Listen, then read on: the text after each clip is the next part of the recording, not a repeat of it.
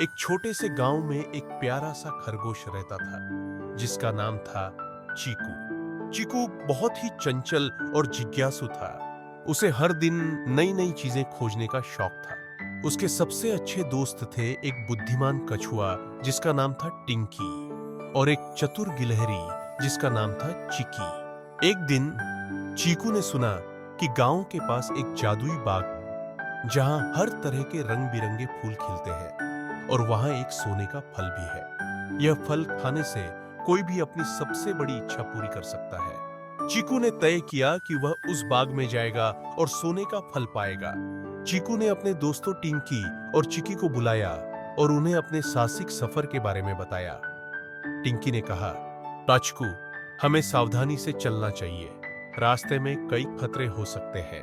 वैसा चिकी ने कहा, लेकिन हम तीनों मिलकर किसी भी समस्या का सामना कर सकते हैं।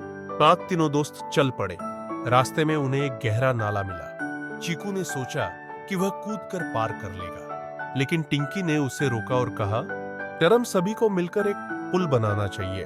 पहला चीकू ने उसकी बात मानी और टिंकी और चीकी ने मिलकर लकड़ी और पत्थरों से एक मजबूत पुल बनाया। वे सभी सुरक्षित पार कर गए। आगे बढ़ते हुए उन्हें एक बड़ा पेड़ मिला जिसके नीचे एक डरावना सांप सो रहा था। चिकी ने कहा, हम इसे जगाए बिना कैसे जाएं? सरस्कोन और टिंकी ने सुझाया, हम एक दूसरे को सहारा देकर धीरे धीरे चल सकते हैं। पहला साथ उन्होंने ऐसा ही किया और सांप को जगाए बिना बाग में पहुंच गए। जब वे बाग में पहुंचे तो वहां की सुंदरता देखकर उनके होश उड़ गए। रंग बिरंगे फूल, खुशबू और चिड़ियों की चहचहाहट ने उनका मन मोह लिया। लेकिन सोने का फल कहां था? उन्होंने चारों ओर देखा और अंततः एक चमकदार फल एक ऊंचे पेड़ पर लटका हुआ पाया। चीकू ने कहा, बेल, मैं उसे लाने की कोशिश करूंगा। पहला पार, लेकिन पेड़ बहुत ऊंचा था। टिंकी ने कहा, मैं तुम्हें अपनी पीठ पर बैठा सकता हूं। बेला चिकी ने भी मदद की और चीकू ने फल को पकड़ लिया। जैसे ही उसने फल को छुआ, एक जादुई रोशनी चारों ओर फैल गई। चीकू ने सोने के फल को अपनी आंखों के सामने देखा और अपनी सबसे बड़ी इच्छा बताई, "टैल, मैं चाहता हूं कि हमारे गांव में हमेशा खुशी और दोस्ती बनी रहे।"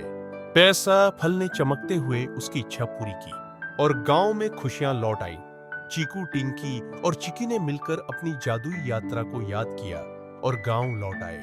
उन्होंने सीखा कि सच्ची खुशी और दोस्ती सबसे बड़ी दौलत होती है।